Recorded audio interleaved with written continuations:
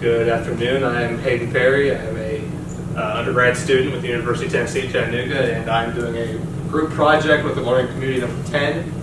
We have on the subject of humanity in the Americas with Marlon Carter, Thomas Morenzi, and myself. So we are university students with UTC. We are with learning community number 10, and this is for Colonial Latin America History 2850. I am a history major. My compatriots, they'll tell you about themselves when their sections come up. But here are the parameters we had. We really wanted to examine this idea of humanity in the Americas because we know that the Reconquista played such a massive role in influencing how the Spanish administered their new colonial holdings, how these people thought of themselves, and the idea of, well, the spreading Christianity at the time. So we had these few questions. What did the indigenous peoples think of in the Americas? Did they think of themselves as human at the time? What did the Spanish think? And then how did this change over time? Now, section 1 is mine. It is about the indigenous empires, principally the Aztecs. So to understand this, we really need to understand how the world looked for these people at the time and see how it really shifted. So to start with, we're starting with the Aztec, or the Culpa Mexica, a group of hunter-gatherers that kind of moved into the Valley of Mexico at some point in the 12th century. It's kind of unclear, but they arrived somewhere during the collapse of the Toltec civilization, and they settled near the former capital of that civilization, where they started to understand concepts of building and agriculture and other aspects of civilization itself. However, they allegedly received a demand from their god Huitzilopochtli, who told them that they need to go further inland, and they will see an omen of a snake on a cactus, an eagle on a cactus eating a snake. And for those curious, that is the current flag of Mexico, is that symbol. That would tell them where they should settle their new civilization. So they leave Tula, the former capital, and they continue to migrate for about 100 or so years, until about 1325, where they actually see this omen on Lake Texcoco. Now, they see this, and the lake itself is not particularly deep, so they decide that they are going to settle on this series of artificially created islands and name their city Tenochtitlan after Tenoch, a mythical ancestor, much like Romulus or Remus for the Romans. Now, at this time, they kind of established themselves as this military, I want to say almost mercenary mindset, in that they were selling their services to Azcapotzalco, which was the dominant force in the Valley of Mexico at the time. They sold their services, and it started these networks of alliances and marriages with their neighbors.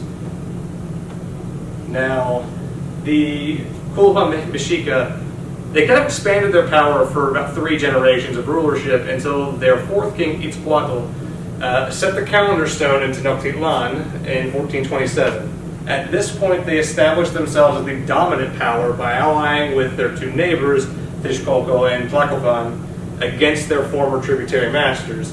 This creates what we call the three-sided alliance. Now, despite achieving, I guess, dominance of the Valley of Mexico, the reality is that it was a very loose rulership at best. They only ruled for about 90 years, and they were mostly tributary masters. They would conquer and enslave and sacrifice their enemies, but they did not have direct administrative control like a lot of other empires we would think of. Now, Aztec culture centered almost entirely on this perpetuation of cycles, and the kind of the most notorious one I think we think of in a lot of modern contexts is the blood sacrifices to Huitzilopochtli. Their belief that without feeding blood to their god, the sun would actually cease to exist and the world would be destroyed. To feed this, their entire culture was built on the conquest and capturing of further sacrifices. And it was a rite of passage for warriors. It was part of their ranking system. Everything was built around this idea. Now, alongside this, they actually had a very unique philosophical understanding that we just can't really compare to a lot of Western philosophies. The idea was more about how one should live their lives. And the phrase that I've seen come up was keeping one's grip on the slippery earth. It's much more akin to Taoism in China, where the idea is how you should live, what your thought process should be, not understanding what the world is itself. The philosophy kind of revolved around the concept of Teotl, this always moving and changing idea of this energy. It was maintenance. It was not something that ended explicitly. It continued to evolve and change over time. But let's make some conclusions from all of this. It's a lot, and ultimately, this idea of humanity. We understand that they had this belief of maintaining one's life, and that at some degree, human sacrifice was valued. It was a very important part of their culture. But in the sense that we're talking about how was this idea of humanity, of the value of a human being, did exist in the same way that we would talk about with these later empires, such as the Spanish. So it doesn't really evolve that way here. They didn't drive that perception of humanity the way these other empires would, because they were ultimately conquered after about 90 years of them receiving dominance themselves. Now I have further sources right here for anyone who wants to dig even further. James Maffei with the University of Maryland actually did a whole lot of research on the philosophy of the Teotls, and the myth of five sons is fascinating and should be digged into further. But I will be handing this off to my compatriot, Mr. Marlon, for section 2 on Columbus and the Spanish.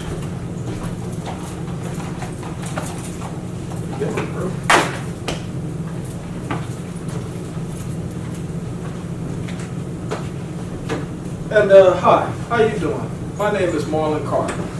I major in mass communications, and I'm a junior here at UTC.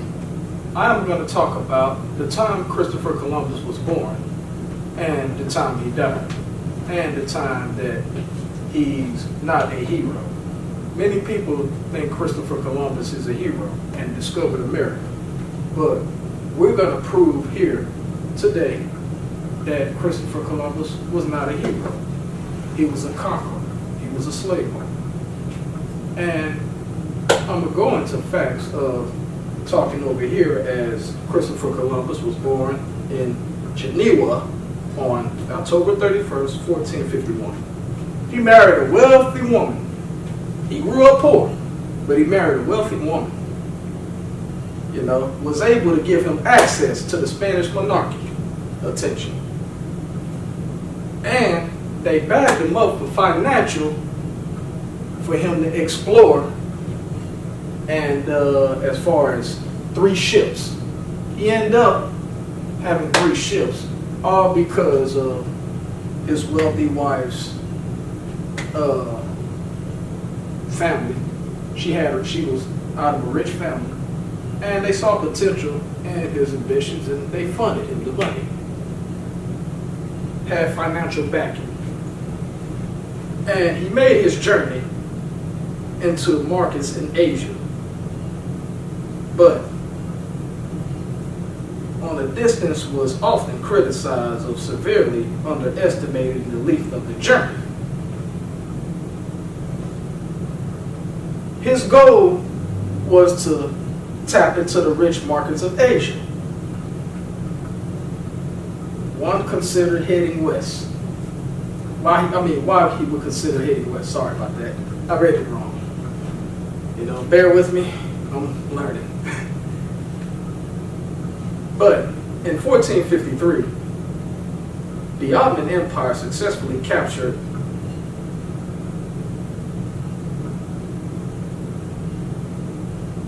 Constantinople.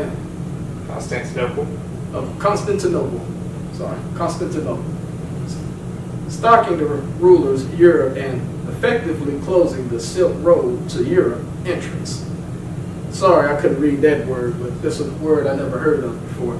Without a crucial midpoint on the land route, new routes needed to continue to feed Europe hunger for Indian and Chinese goods. There was a lot of, for some reason, the Europeans and the Spanish was always interested in the Indians and the Chinese goods. They always find other cultures so interesting that they would love to conquer back in the 1500s. And Christopher Columbus was the prime example. In 1492, Christopher Columbus had 3 ships. He was hoping to head west to reach Asia, but his ships made a landfall in the Bahamas. He named it San Salvador.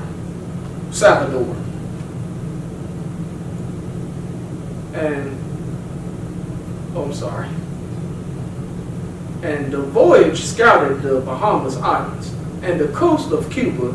He would make 4 voyages total, each scouting more of the territory, and setting up small outpost colonies.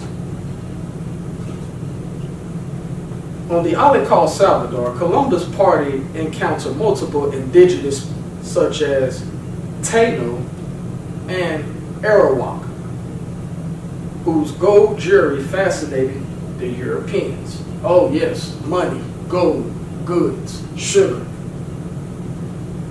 smuggling.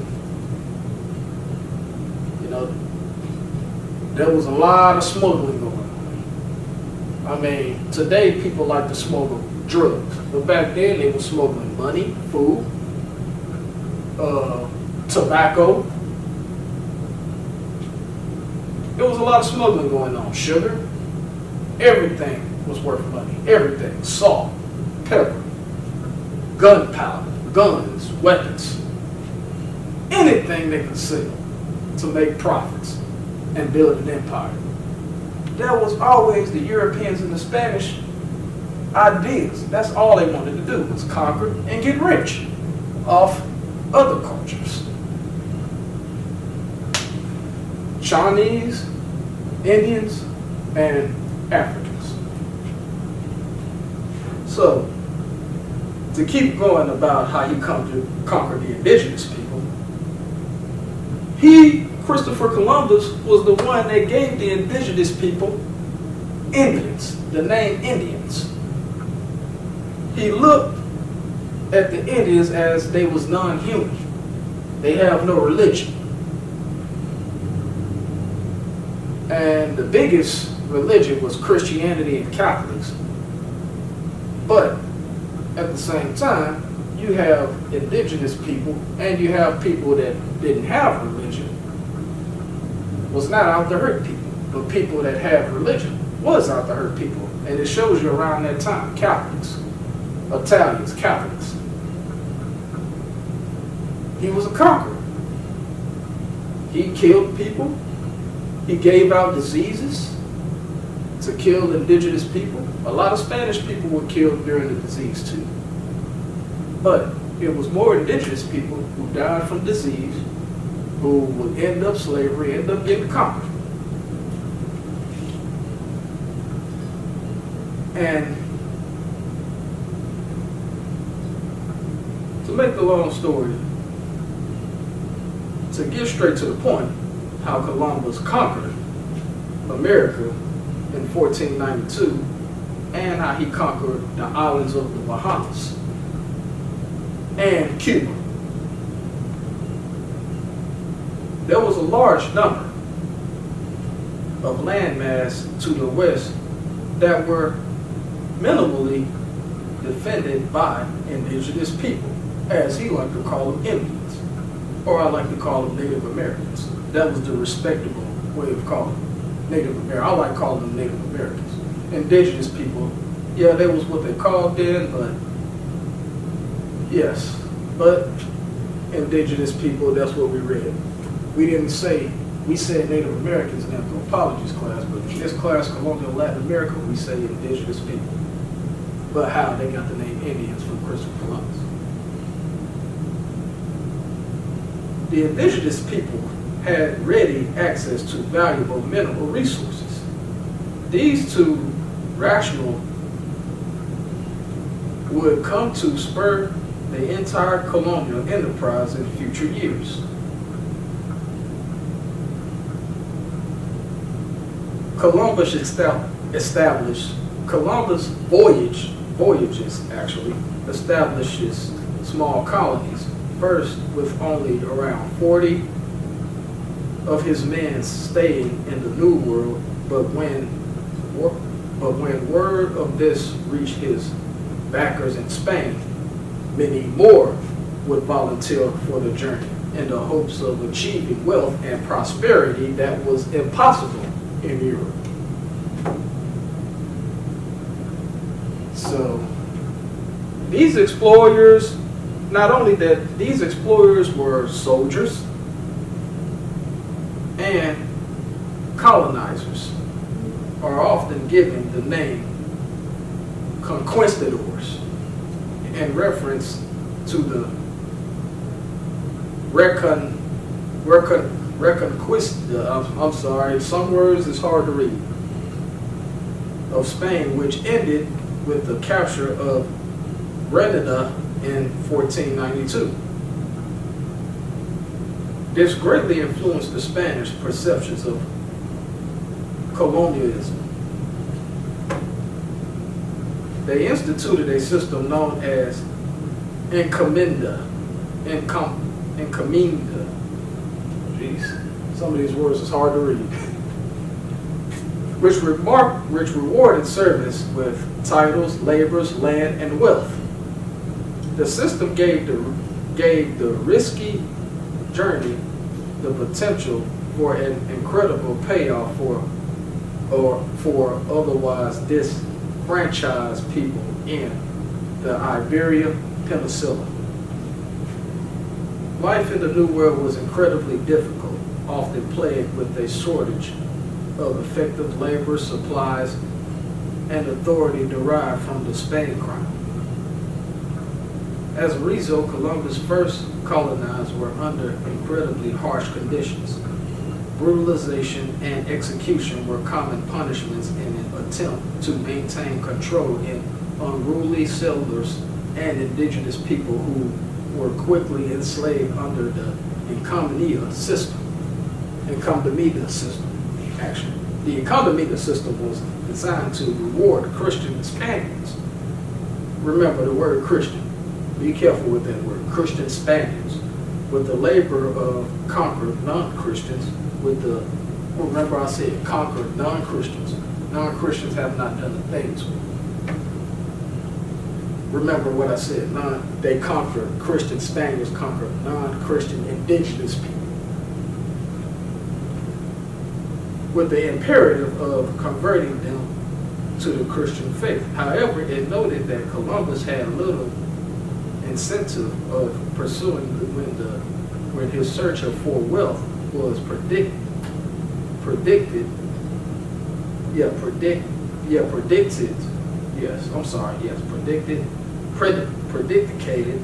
on the continued exploitations of the Native American people, indigenous people in other words. There was complaints about Christopher Columbus, tyranny and general importance reached Ferdinand and Isabella, who had him replaced by Francisco de Bobadilla.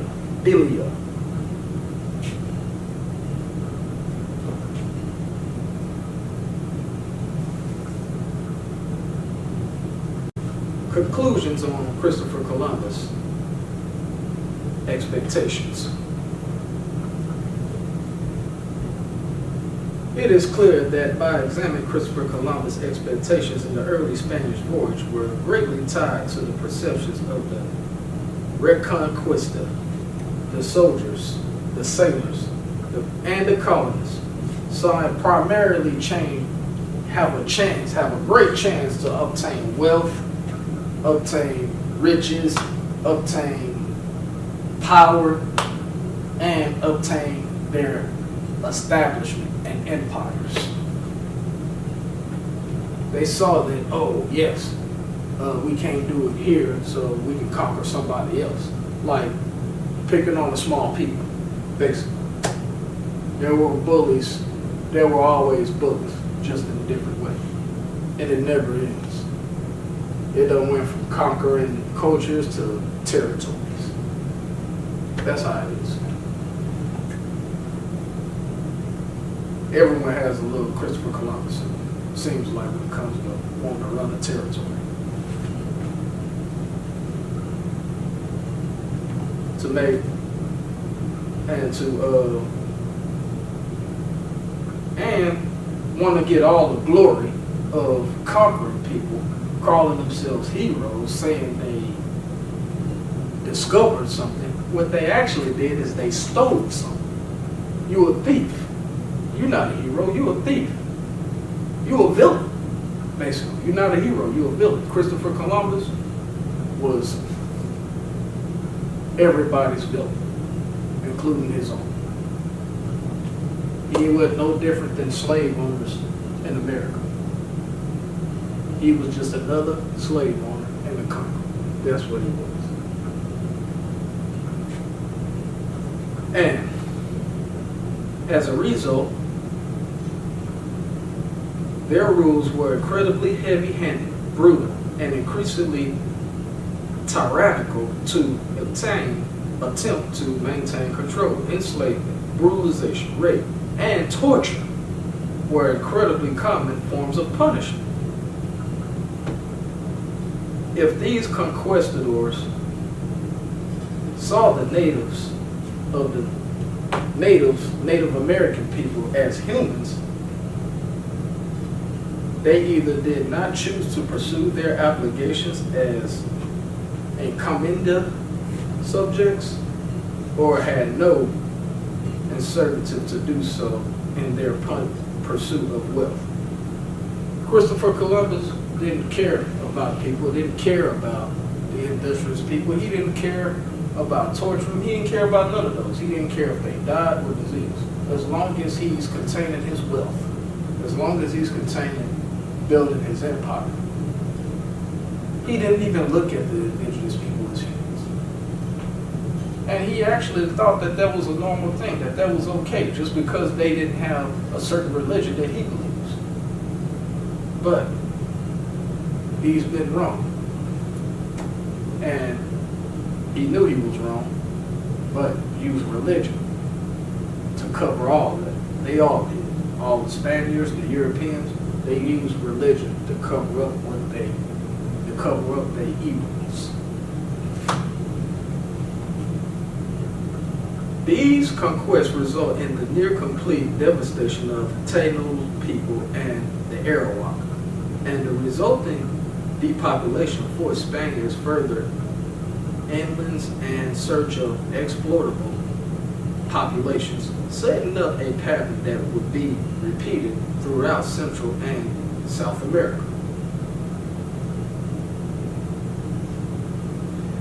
And you can find the footnotes and the bibliographies, like my personal favorite that was written back in the 90s, because that was the first time I heard about Christopher Columbus, and I heard wrong about Christopher Columbus back then. I was only 6 years old at that time. Was David E. Stannard, American Holocaust. He wrote The American Holocaust, Columbus and the Conquest of the New World, from New York, Oxford University Press.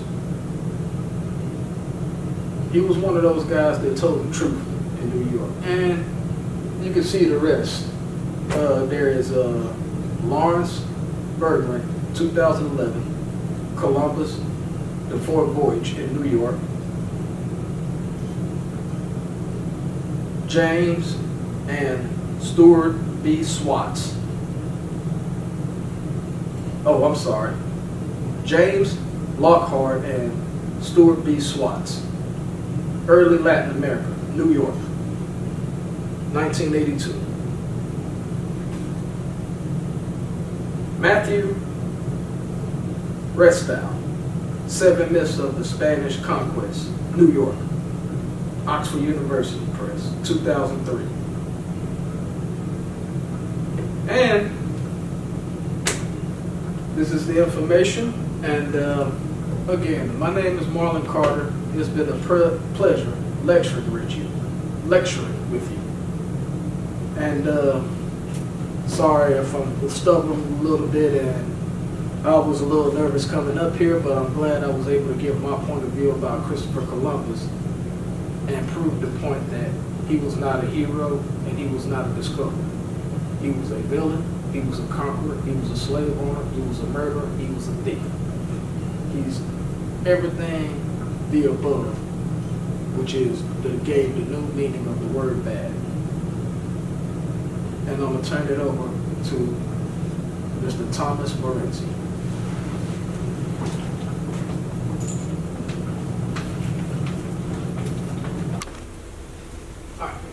Hello, my name is Thomas Morenzi. I am a freshman here at UTC, majoring in accounting, and I'm going to be talking basically about the church's perspective of this whole matter. So, it is important to note that the Spanish monarchy was not blind to the complaints about the treatment of the colonies.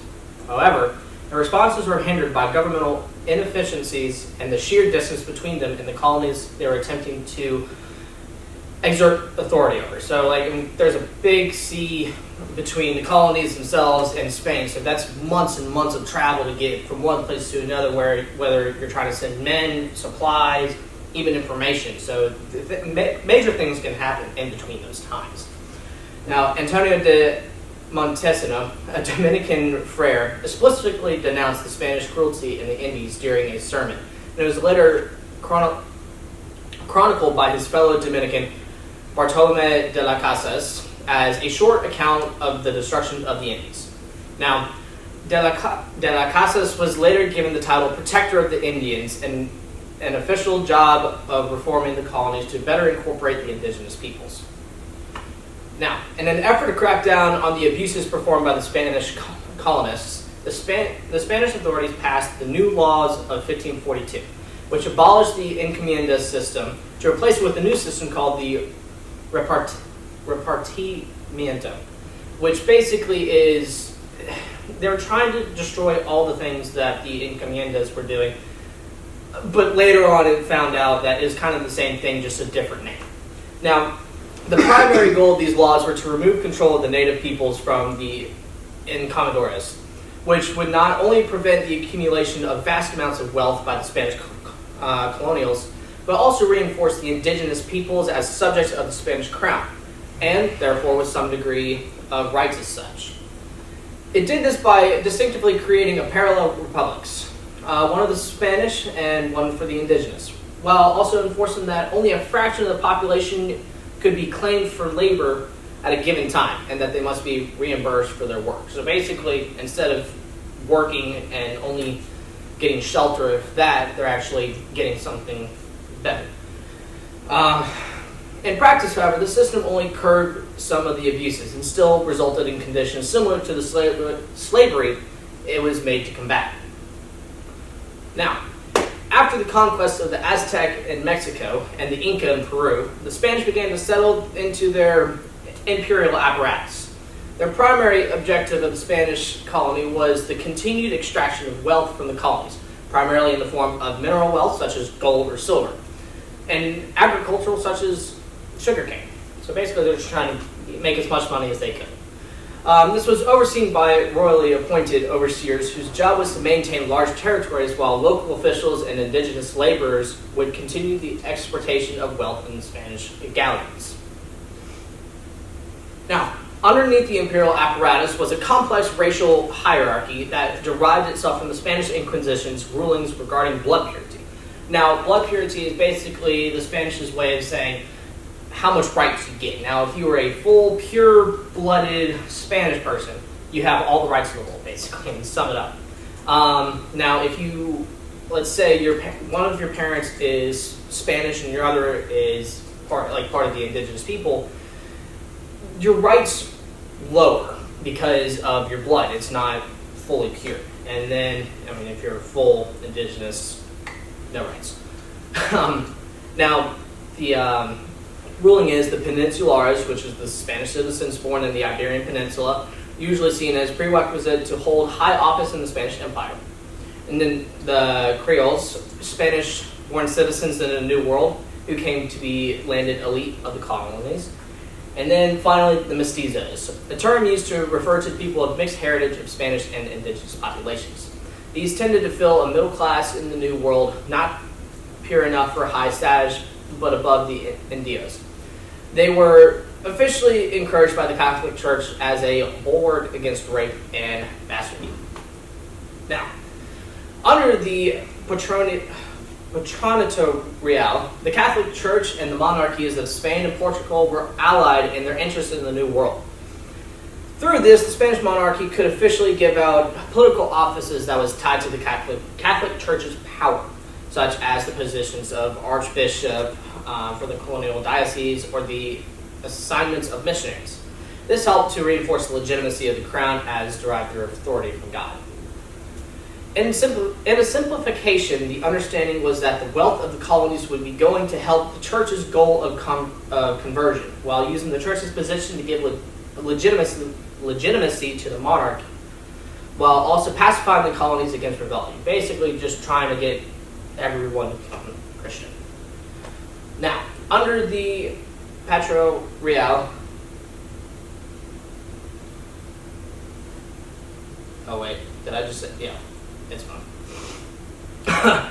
Now, the Spanish, Portuguese, and Catholic authority were largely bound up together into the majority of the colonial enterprise.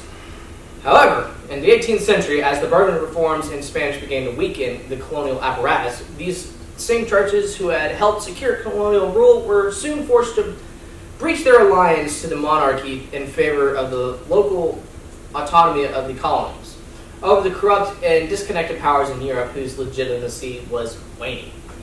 Now, the Mestizo and Creole populations who had been shut out of high office under Spanish rule began to see greater identity together than with the Peninsulares from Spain. As a result of this, the clergy of the church began to form the bedrock of the revolutions that would follow, creating a unified national identity, as well as the military and political leaders that would break free of the colonial system entirely. So these right here are the sources that I have used to help me through this. Yeah. So, what are the conclusions that we can draw from this? Marlon, Lee, if you'd like to join me. Thank you very much. Yes, no problem. Welcome. Oh, sorry. Yes, you good? Yes, welcome. So, it is entirely unlikely that we can really get a lot of information from the Aztecs regarding this concept of humanity. Their philosophy was kind of entirely divorced from this concept of understanding and like really viewing the world. It was more bound up in this perpetuation of cycles that they understood. Not to mention, as a conquered people, the sheer reality is that they were not really the drivers of that philosophy after being conquered by the Spanish. Marlon. And as a matter of fact, as I was saying before, you know, you've been taught one way as, you know, rather it's Christopher Columbus or rather it's the Spaniards or rather it's the Christian or people that has a certain point of view could be known as heroes, and come to find out they're actually conquerors and villains and bloodsuckers and, you know, and thieves. And matter of fact, and I have my conclusion about Christopher Columbus, is Columbus in many ways laid the groundwork for the brutality that would follow in the Spanish emperor apparatus, from the flagrant enslavement of native people and overwhelming greed towards the potential wealth. The brutality led to the dehumanization of the native people for centuries to come.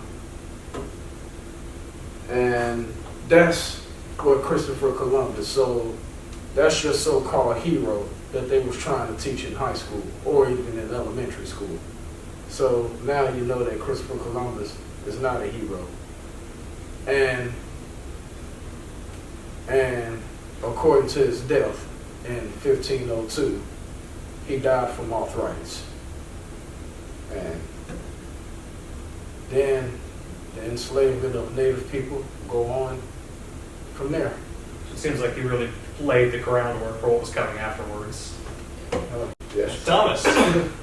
Well, I mean, Then it is ironic that the incredible brutality of the Spanish colonization helped to push the question of indigenous humanity and their status as Spanish subjects. So at that point in time, that's when the church was kind of saying, are they really human if they don't believe in God?